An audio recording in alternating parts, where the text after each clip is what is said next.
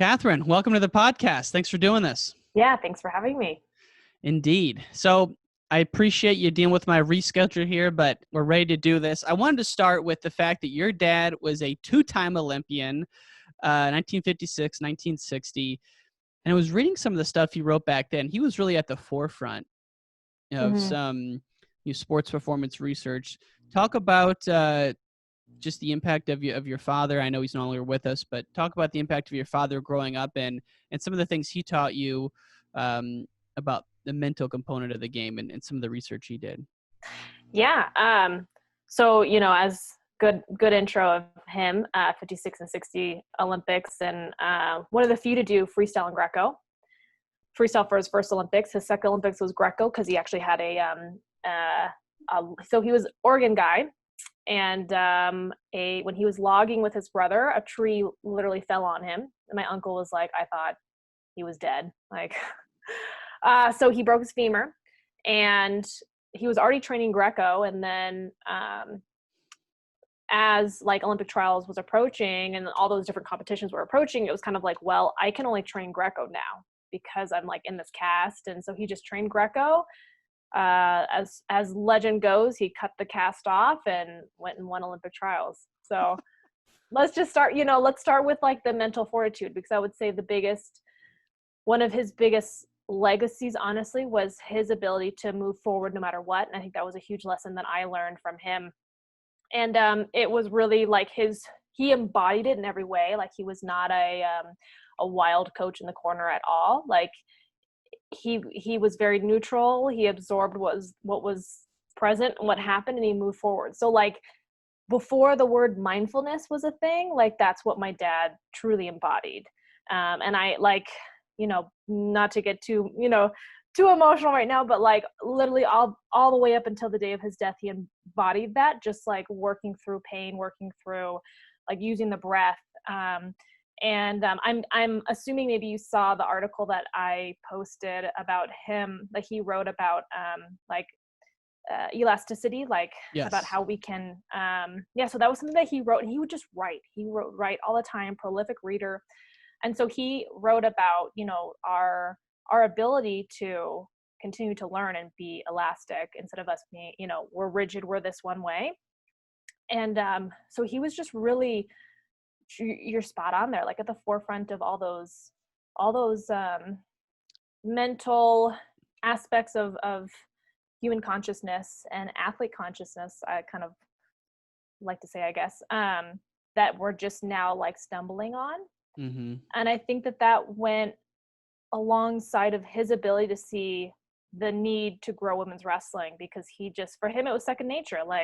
Okay, the women need a place to wrestle, so I'm going to provide that. And he was a huge pioneer for women's wrestling in California and women's wrestling in the U.S. as we know it today. And so he would write some of the things you post just because that was what he was interested in, and that's what he researched. Absolutely. Yeah. So what I posted was written years and years before. And I think I posted it somewhere within the last 3 years. He passed in 2012. And it was just something he had already written. I have a lot more. I haven't been able to dive into it. My mom has a lot too. So in the future, I definitely plan on posting more of his writing, because it's just incredible. And the way he thought about wrestling was incredible. And it's taken me a lot of years to really start to understand his love for the sport and why he continued to push the understanding of how to interpret it, and how an athlete can interpret it. So it's exciting to kind of pull from some of what he's done in the past. And I also think people from that generation, they're just much more elegant writers than we are. They're just much crisper. They're not sending emojis, and so it was cool to read something that is a little bit older. And having people involved with wrestling that take that Zen approach, kind of like the Zen monk approach to wrestling. It's not about the wins and losses; it's about what you learn in the process. Seems like he was big on that. And it was I just wanted to ask you kind of what you took away from it. The last thing on that, you had mentioned in an interview that he had taught you a breathing technique, and maybe it's as simple as counting down from 10, but could you share that story and how that teaching came to be? Yeah. Oh, I don't know if I really remember exactly where it came from. I think, as a young athlete, as a young wrestler, I've never been like the calm Zen monk, unfortunately. um, and dealing within my own way, like the pressures that come from a wrestling family. And so he really worked on like a counting down breath. um, I believe it was probably like an in count and then counting down from 10. um, and that, I can't really remember exactly like where it came from, or like specific example of like when it came up, but it was probably when I was in high school and helping me through some of those moments. And then definitely college, as pressures kind of mounted and I was sitting in a number one, number two spot pretty often. That was something I definitely leaned on to get through some tougher more pressure moments. And you mentioned the pressure kind of earlier on. Your sister, 3 years older, she took the sport super far. Mm-hmm. She was incredible. Was there, I guess, was that something that put pressure on you, or trying to kind of overcome that mental hurdle of always trying to best your sister or get on the same level as her? It was kind of two different things. It was a little bit of like I had this really clear cut path I could see in front of me, and she helped provide that, and so did my dad, right? Like a lot of the steps that were laid in front of me were because they took action. So there was the aspect of like, hey, I see exactly where I want to go, but then there's also like, yeah, but you have to put the work in. And then I think that having my sister do so well on the senior level and international circuit, it was more like I put the pressure on myself because I wanted to get there as well. So, so whether that was like intrinsically from like oh no, a pressure because my family's done things like this, but most of the time it's the pressure we put on ourselves. So, some of it was like a healthy understanding of a, like I said, like a path laid out in front of me, and some of it was my own pressures.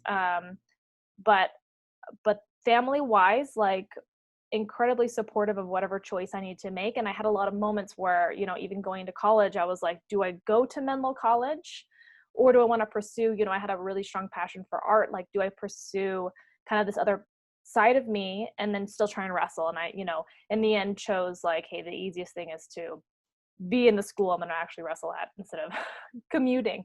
But, there were a lot of moments like that, and I had a lot of support. So I always felt, enough openness from my family to make a decision that was right for me. You mentioned Half Moon Bay. It's one of my favorite places on earth. I used Yeah, to you've live in been? I used to live in San Francisco, and Oh. would drive down there. And one of my good friends lives in Half Moon Bay now. He bought a house there, and it's amazing. Yeah, it's awesome out there.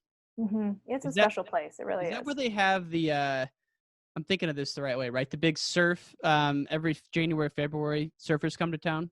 Yeah, so Mavericks. Mavericks, yes. Yes. And they literally call people in and they're like, the waves are big enough, come out. And those are like, you get towed into those waves. It's incredible. So that's like out from the harbor. It's like not actually in Half Moon Bay.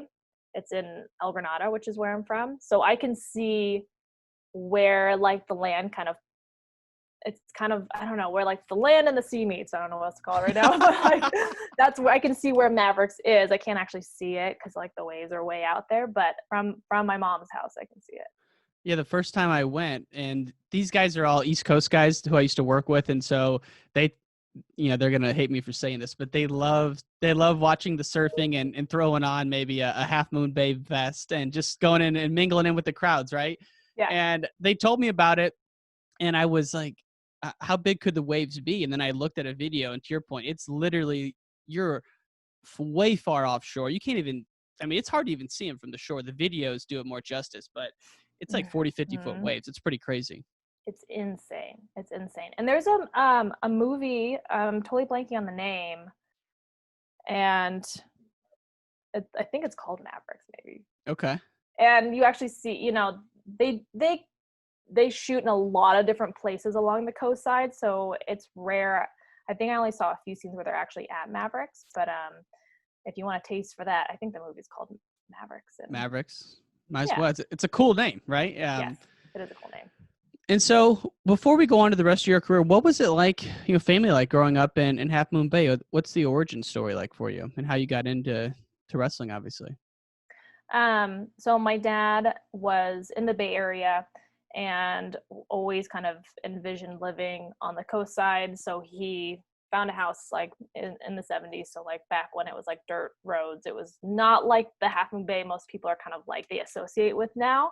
A little different. And it's the town is like it's an ag town and founded by Portuguese families, and so it's got a lot of that like very hometown feel. And luckily in that area, like my dad, along with quite a few others, had developed a really awesome youth program for wrestling, and so I was able to wrestle when I was pretty young. My dad was working on pushing the Bay Area Wrestling Association, BAWA, and including girls wrestling events and all of those. So it was, for my sister and I, it was days of like, hey, do you want to wrestle or do you want to just go play and swing on the ropes? So we had a lot of those moments like leading up until where we actually made decisions to like start practicing.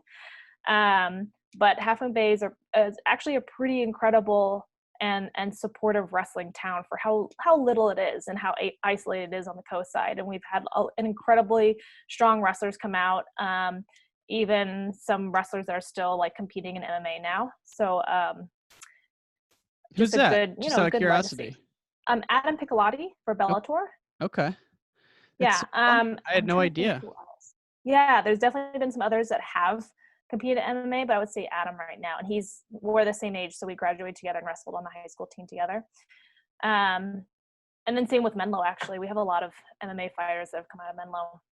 Josh Emmett's in the UFC. I don't know if you know that name. I don't know that one. And then, yeah, there's others. For the women, Ashley Evans-Smith and Carla Esparza. They're my college teammates. So a lot of those legacies. It's been pretty cool.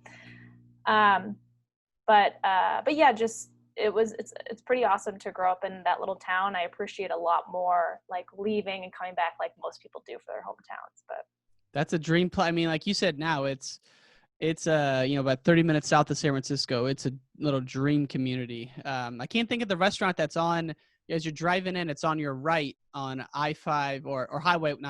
Is it I-5? Highway 1. Highway 1 coming in. Mm-hmm. Yeah, it's just a lot of good memories there. But yeah, I digress.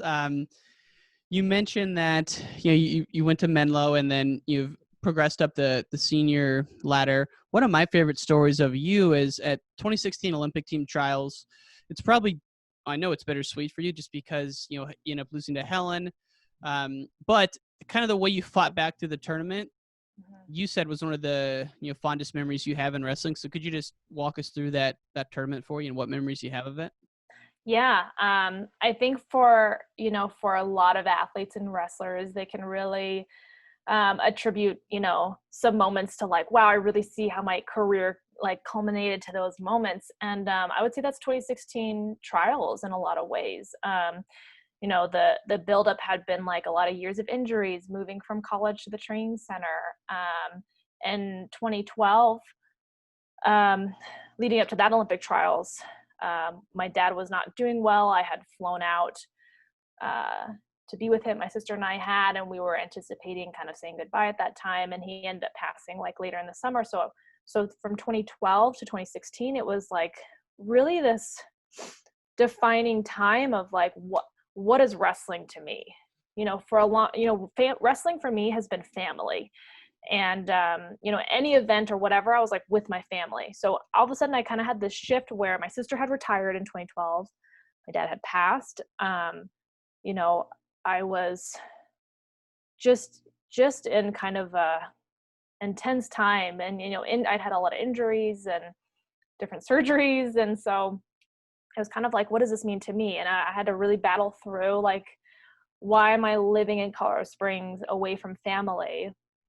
Do I want to keep doing this? And it took that whole 4 years to really figure out what's right for me, and things that I had been told or maybe had told myself that just were not true, right? Like, oh, it's harder for me to wrestle this way because of my length or this and that, just all these things. I had to like really break down those misconceptions. And I had some really key people during those years that I had to kind of lean on and discover, like, what is my wrestling family? You know, the wrestling community is so incredible. And so it put me on this path to like learning about the people in wrestling. Cause I finally realized, and I'm like, okay, you know, my family's not quite as involved in wrestling at that time. And who makes up wrestling? Like, the people do. If it wasn't for the people, we wouldn't have wrestling. Like, wrestling doesn't matter without the people. So I was like, okay, I need to like put myself out there. And so I actually spent a lot of time traveling and going to different places to train and just connecting with people. And it was really kind of an incredible shift in my perspective of wrestling. And so leading into 2016 Olympic trials, I had actually had an injury at the Mongolian Nationals in 2015. So April, or no, it was before, like maybe March of 2015. I was in the finals of Mongolian Nationals. I was having an incredible tournament. I want to say like the month before, I was second at the Paris Grand Prix. Like, things were chugging along, right? And then in that finals, I actually had a Lindsfrank fracture, which is basically like you tear like the little, in your foot, you tear like the little ligaments in between, like the metatarsals. I don't know all the words.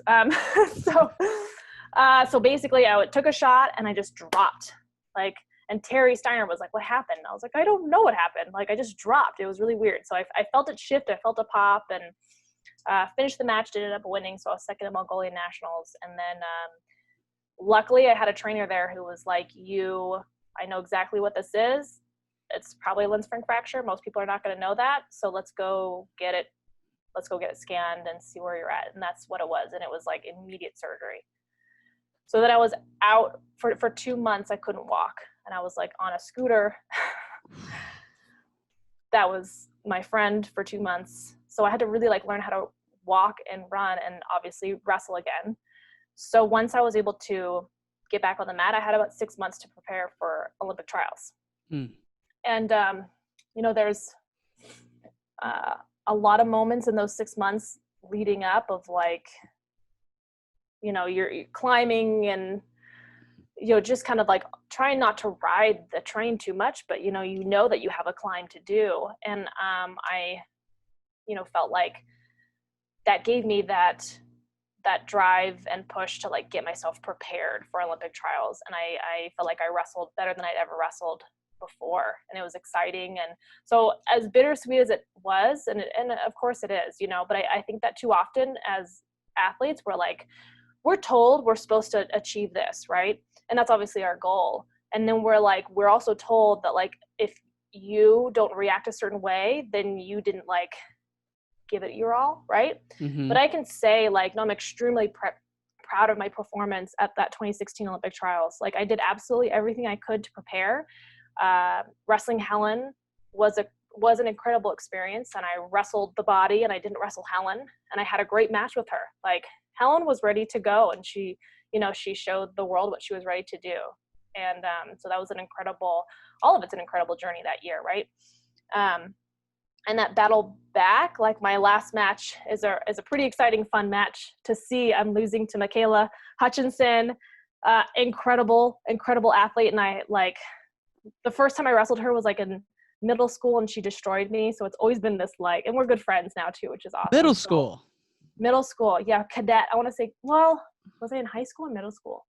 Cadet. It was a cadet, like nationals before we didn't have worlds at that time. That was the first time I wrestled her, but, and I think I had beaten her maybe the last time we'd wrestled, but still like, it was a total battle back.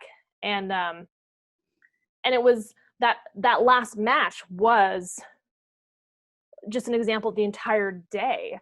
You know, it was, I'm wrestling really well, and there's heartbreak, like all the emotions were in there, and I had to really bring it together, get myself together, not get wrapped into those emotions, and then finish the match. And it's really down to the last few seconds. I double leg her to her back, and it's an exciting match. And luckily, Tony Rotundo was there and took pictures, and he and I recently shared, I posted some, and he shared like how special a moment was for him too, because he's like, I know you, we have a relationship. And everyone had like left. Everybody was gone.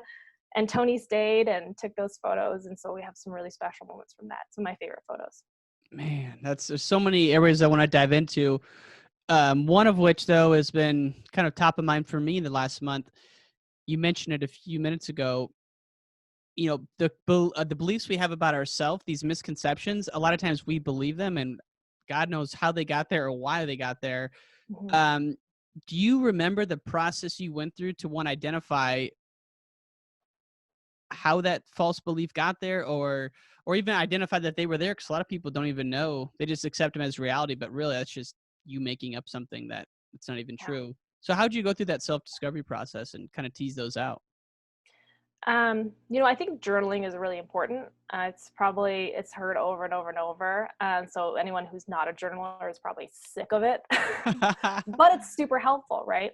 I'm trying to think for 2016, Or just during that process. I mean, you had to be going through so many emotions. You know, your sister retired, your father wasn't around, injuries, and you're kind of alone on this journey. So did you go through periods of loneliness where you thought about quitting the sport during that time? Oh yeah. Oh yeah. I mean, especially right after my dad had passed, I can remember being at like camps at the training center and, whether it was like a break or I just like left during like a live session, or maybe I wasn't wrestling or something, and just going to the locker room and just crying, like, what am I doing here? Why am I here?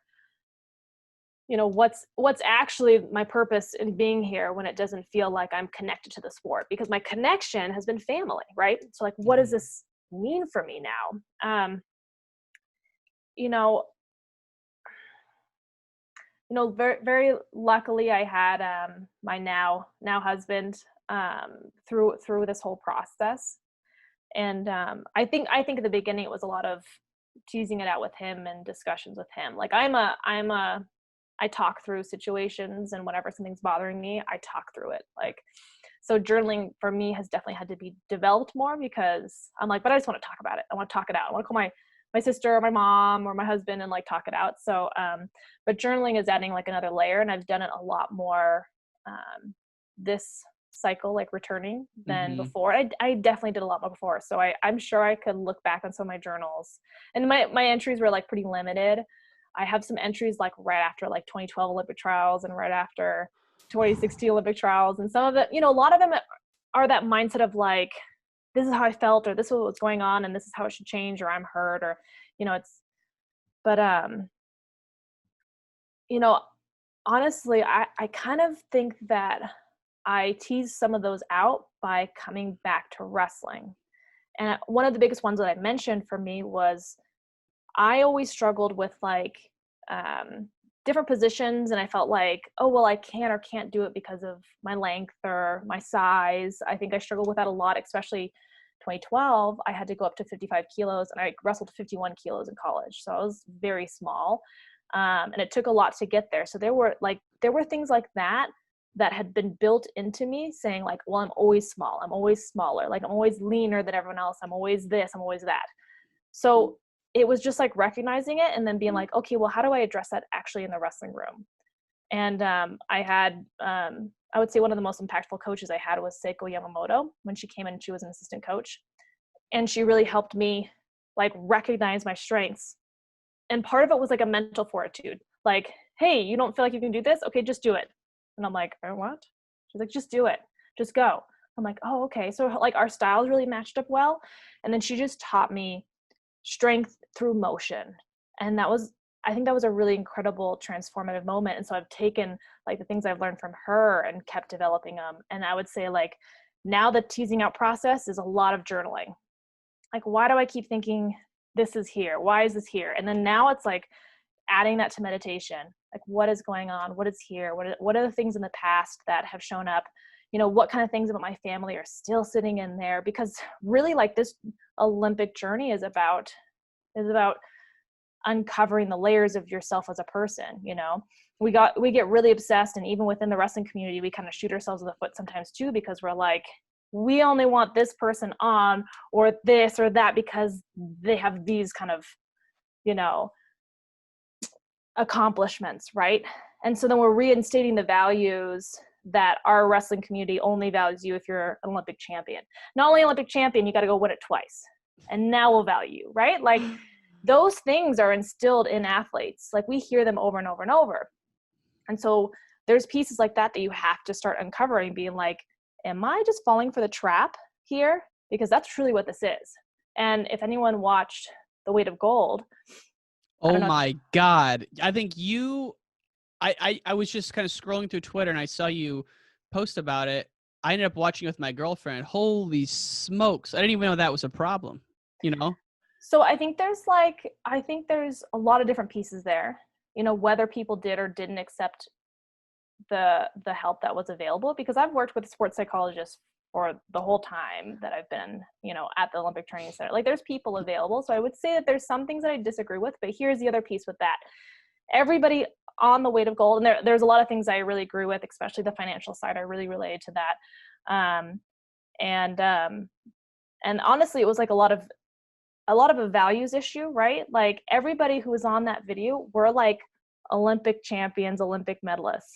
So we're kind of like, and even Apollo was saying, hey, you know, the guy who was like in last place is just as good as me. But I'm like, yeah, but Apollo, you're the one on this. Like that guy's not, right? So we're reinforcing those things. So I think that you have to break those barriers down in yourself, so that it's not holding you back from competing, and it's not holding you back from anything else that you're doing, because it will, and it'll like eat you alive. And the other part is that every one of those athletes bought into the idea that my life is going to be 10 times better after I win.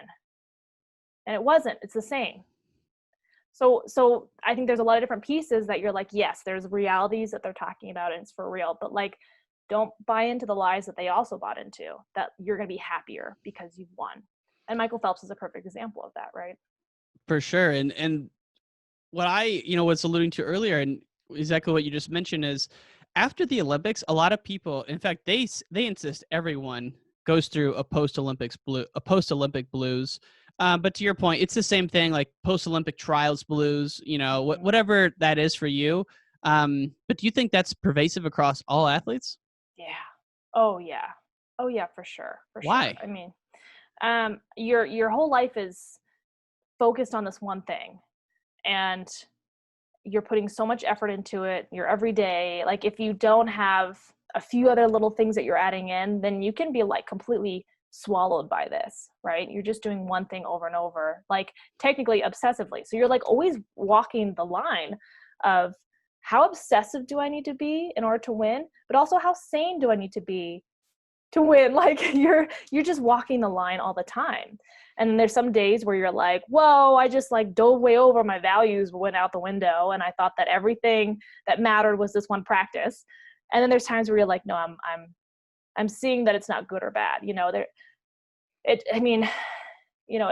think it sometimes goes back to like whether as a child you were like influenced that like the only way that you add value is if you win, especially if you start winning really early as a young person. And I'm super passionate about the way the way coaches approach young athletes, like especially in the wrestling world. I have a lot of thoughts and opinions on the way we push young kids and the way that we, you know, because there's things that I'm unwinding for myself, and I'm like, yeah, I had a pretty, like my family was really supportive, and they were like, if you want to quit, right?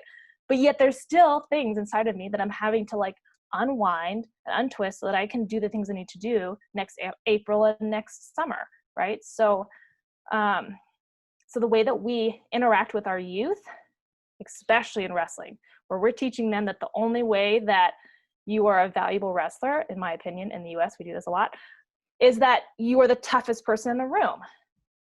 Like what happens when you're not the toughest kid in the room? Mm-hmm. I don't think I was always the toughest kid in the room. I think if you saw me, you'd be like, that skinny little kid, like, right? There's a lot of, I mean, you want to talk about a place where there's a lot of problem. It's wrestling parents. I mean, there is a lot of real crazies out there. The one thing that gives me hope though, is that now, one thing that gives me hope is that people like yourself who were successful athletes, they seem to have it under control when they're coaching their kids. Not all the time, but because they don't have that chip on their shoulder. Many times we don't see the craziness that, you know, parents who didn't achieve what they wanted display. Mm-hmm.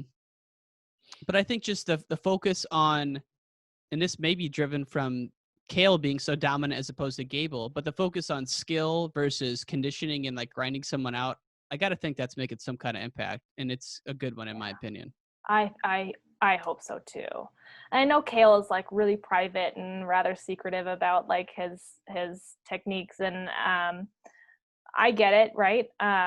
But Just at the give same us time, something, man. Give us I something know. to show these kids. Like, show a video of how you say it doesn't matter to win or lose. I mean, something like that. You know, I know he's got it in there. Yeah. Yeah, he could give a lot without giving anything. You Right. know? Like, but it's not always his style, but maybe it will be. Like, we can be patient. Maybe it'll be his style eventually. For And he'll sure. be like ready to unlock, his knowledge and give it to all of us, right?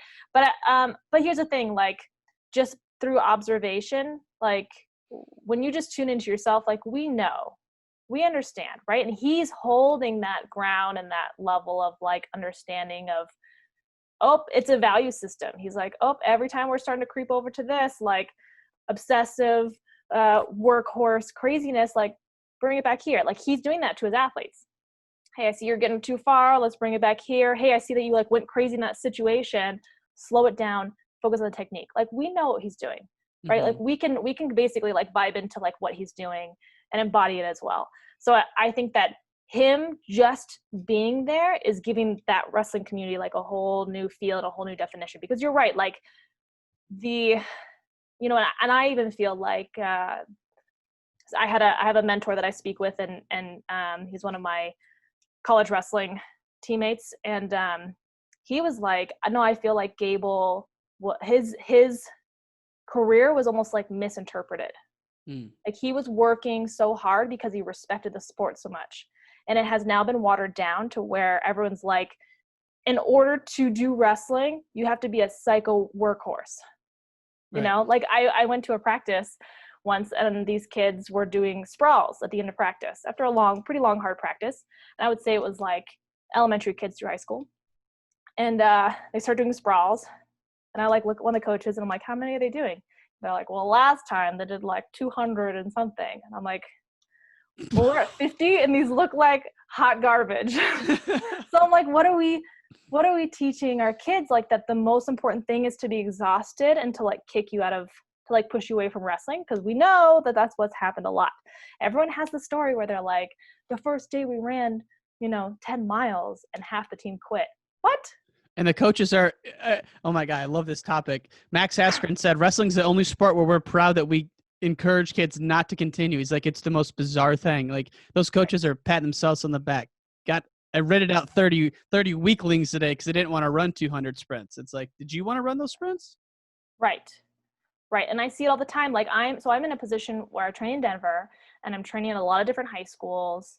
I get to go up to UNC, hopefully when it opens. Why do you go to a lot of different high schools?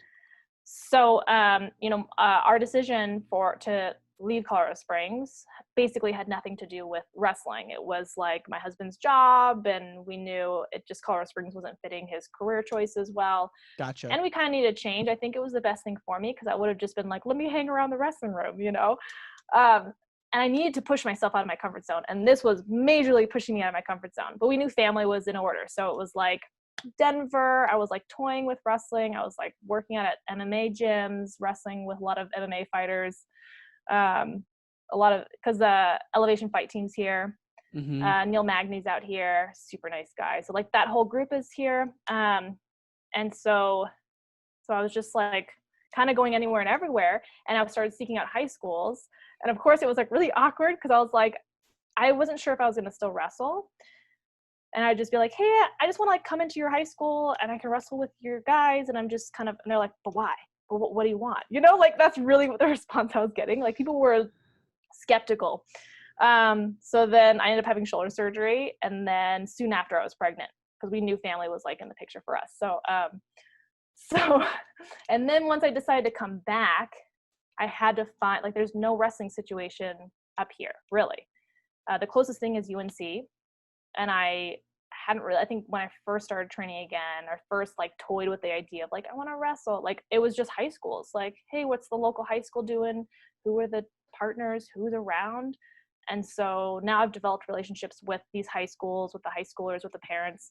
So a lot of my partners are high school boys.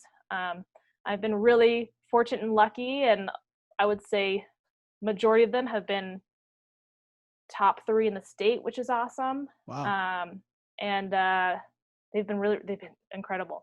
I don't even know how we got on this. Well, I asked, so you had mentioned that you were going to high schools, and in my mind, this is how little I know about Colorado. I'm like, oh, you live in Denver, but you just drive to the OTC, but it must be not even close to that. So it's an hour 15. that's pretty far. So I'll go down for camps, and right now I have been like training with the group, doing the testing thing, all that stuff. We don't have to get into COVID, but no right? problem. No problem. But So Troy Nickerson though is out there, right? And I'm excited about that because he, was incredible back when he was coming up through Cornell. And are you an RTC athlete? Talk to us about that. How did that all start? Yeah, so that was kind of part of that that adventure. And I had been starting to seek people out and locations. I was like doing high school girl. I had my business LuchaFit, and I was going to high school girls tournaments around Colorado. And I met Craig Johnson, who's out here. He's been a coach for Broomfield. He's in the area, and he also knew Troy. And I knew Troy from the training center. Like we wrestled there at the same time. And I was like, oh yeah, Troy Nickerson's up there. Okay. So we like started, he was like, you should go up there. And it took a little bit of time because it was just like a lot of transition for me. Like, new baby, how do I bring my kid to UNC? Like all these different pieces. So it wasn't until right after US Nationals last year, April, that Troy and I were like, okay, I think let's make this work. I'm like, I think I can kind of handle this now. So then we put together a contract. So I was their first and still kind of their only regional training center athlete. I love it. I think it's so cool. And he, Colorado's a state where it's a strong high school wrestling state, and there's a lot of kids wrestling out there. And so is Northern Colorado, is that what it is? Northern Colorado? Yes. School? Is that the only D1 school in Colorado? Is it even D1? Yes, D1. It is D1. Okay. It's got to be like one of only a few. So Colorado Mesa, but I don't think they're D1. Probably not. Yeah. And then Pueblo has a team. Who else has a team? School of the Mines and Air Force. Air Force is D1. And I'm not very good on, Air Force is D1 because they duel with them.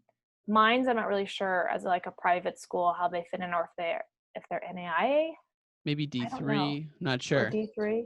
But I mean, this is the point. It's like, how crazy is this that there's no, like University of Colorado, no. Colorado State, no. No. Boulder. So I'm like 25 minutes from Boulder. Like, that'd be sweet. But yeah, so there was just no options available for me to like just have a home base and wrestle at. So my home base is kind of everywhere. And because even UNC is about 50 minutes from me. So I make it work and I get there because, the coaches are incredible. And so I've developed a relationship with them as well. So, I just honestly just have figured it out. I've just figured it out. It's been kind of wild, but yeah. So are you full on 2021 all in right now? Absolutely. Love it.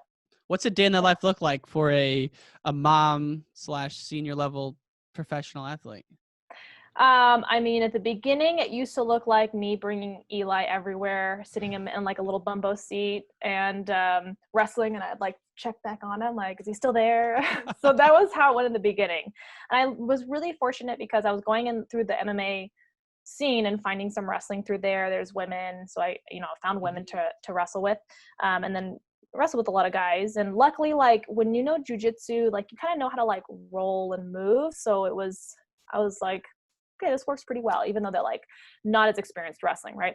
And then I met Kat Paprocki, who's a local fighter in Colorado, and she's like, you should come over to my gym. And her gym's actually less than 10 minutes from my house. And from there, with her and her husband, we're like, let's make this work. So I finally had a home base, somewhere I can go lift. There's mats, I could bring in partners. Like she's my training partner as well, and we can run. And so when that kind of came together, then I was like able to even, like relax. I could bring Eli for the longest time. I brought him every day, and he would like nap in their office in a stroller. Like that was what life was like at the beginning, just doing as best as I could to kind of make it all work. And then we did the daycare thing. So now daycare is a lifesaver.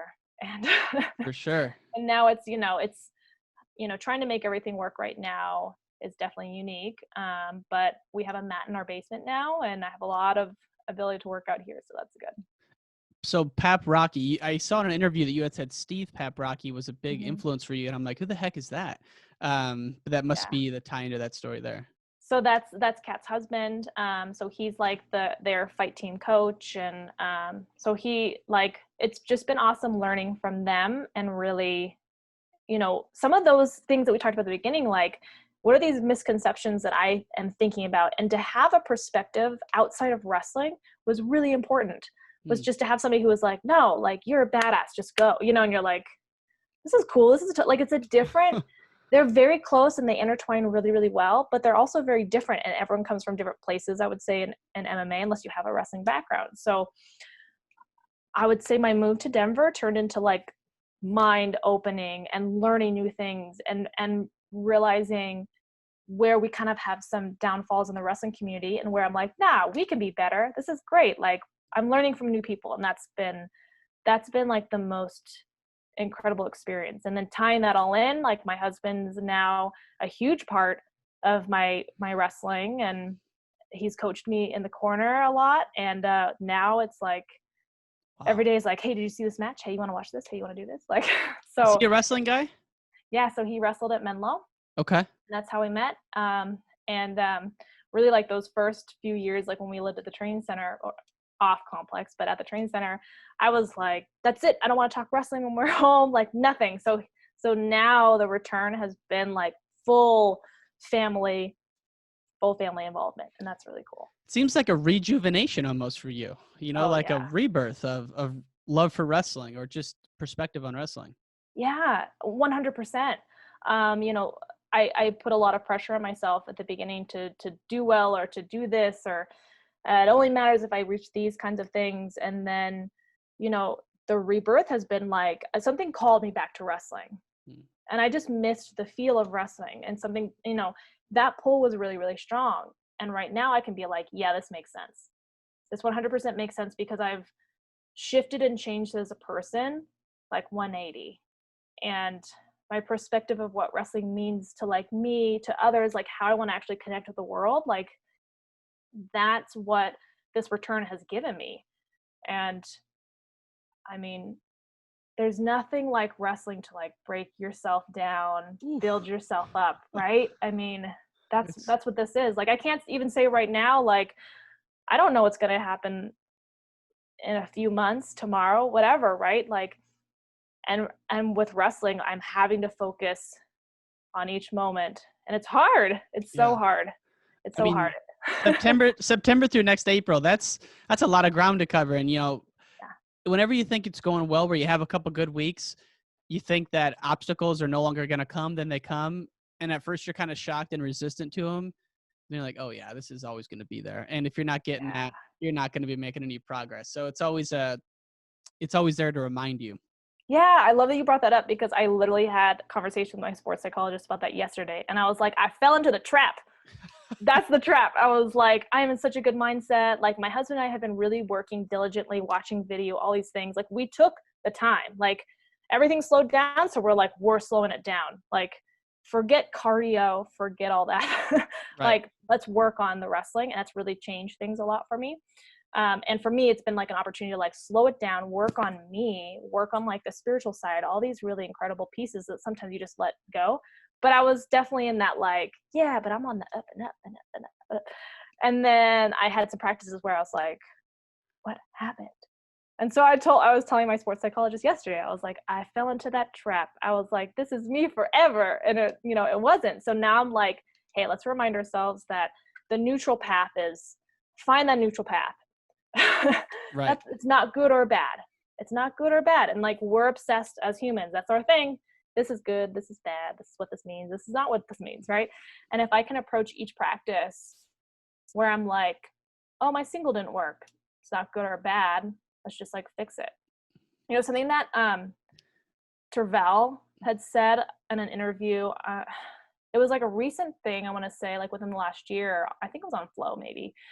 And he was talking about like the importance of accepting where you are. And I was like, oh, You know, like when you really, and I was in a moment where that really was impactful because he was like, you have to just accept that where you are. Like if today was, you kind of sucked, like that's the whole idea of that is like, put your ego down, like recognize that it's there and put it down and be like, I did not get the job done. It's not good or bad. It's just like, how do I move forward? That's what my dad was talking about, right? That's what he wanted to do all the time. It's not good or bad, just like move forward. And you know, you resist, it's all, you know, that resistance is strong, but that's really just a radio station. So like, can you come back and just make a choice to move forward? And that's something I'm just really working on embodying because my dad was really incredible at that. That's some people where they have that. It's no wonder he was a 2-time Olympian. That's just a rare type of mental capacity to be, you know, to when you say it's not good or bad, it kind of reminds me of a saying where it's like, you want to have like irrelevance for things like, all right, if this deal doesn't close, no big deal. Or if I don't win this match, it is what it is. Right. And Max Holloway does that. He's like known for saying it is what it is. But I'm the kind of guy who's saying, how can you have passion for something, but then say it doesn't matter, you know? So it's like too passionate about it. And that puts value on the good or the bad. And that's where it's such a fine balance.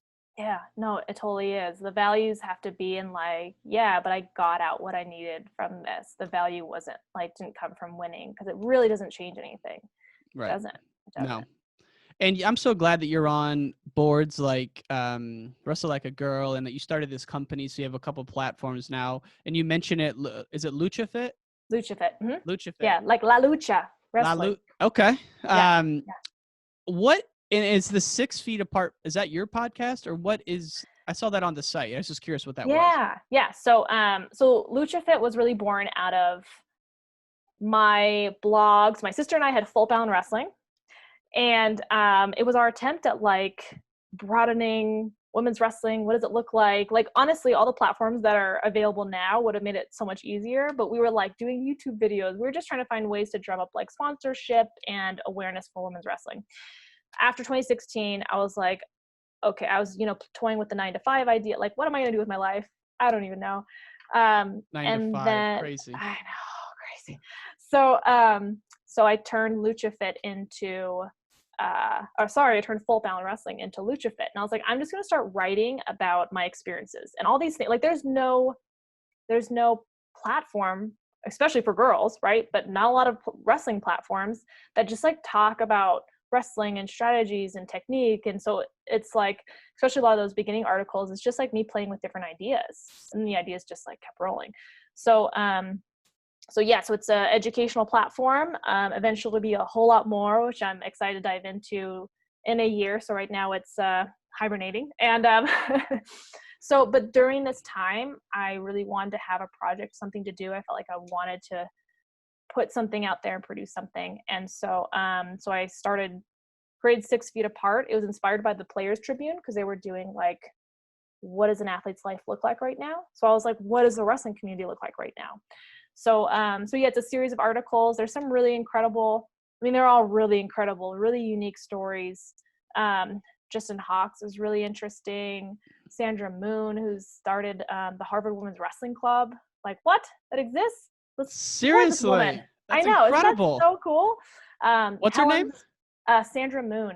Sandra Moon. I'm coming for you. You're getting on the show. Yes. That's pretty incredible. Get her on the show. She's so incredible. And just an incredible human being. Wow. Incredible. How did she told me her hobbies and I was like, what? You're going to code? She was like, my summer project is to have a coding project done. I'm learning it from the beginning. So Harvard. Oh my God. And it's LuchaFit.com. Yes. LuchaFit.com. Yeah. It's awesome because to your point, it sounds really simple, but simple in the sense that have a place to go for articles and technique videos, and of course there's Flo and they're awesome, and there's other people, but I just thought it was a great idea, and I'm excited to see it grow over the years. Yeah. Thanks. I want to wrap this up, and not every podcast do we ask how did wrestling change your life, because it can get a little cliche, but I'd love to ask you, just because it has been your life through your family and your husband, and just so many different parts throughout your journey. So what have you taken away from it, just from 2016 to now? And like, what gets you excited about wrestling moving forward? So, I mean, we talked about so many different ways that wrestling has changed my life to begin with, right? So it's going to be tough to recap, but you know, wrestling continues over and over to give me the opportunity to evolve myself. And it's because the sport presents so many challenges, right? That, you know, you have to uncover, but it's giving me a way to relate to myself and a way to relate to the world and a way to say, hey, this is how I want to conduct myself in business. Like, I have to keep redefining my values over and over because wrestling puts that challenge in front of you.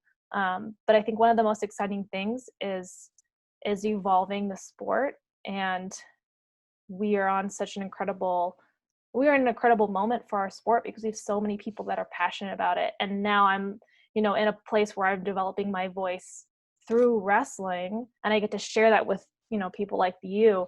And the hard sides of wrestling, like the physical hard side of wrestling, is just the challenge. This challenge is one of my values, and that's just something that I would always choose. So, you know, there's something else intrinsically, you know, maybe quite not available to like describe about wrestling, that is the reason we all keep coming back. And you know, it called me back. When you've wrestling done keeps changing my life.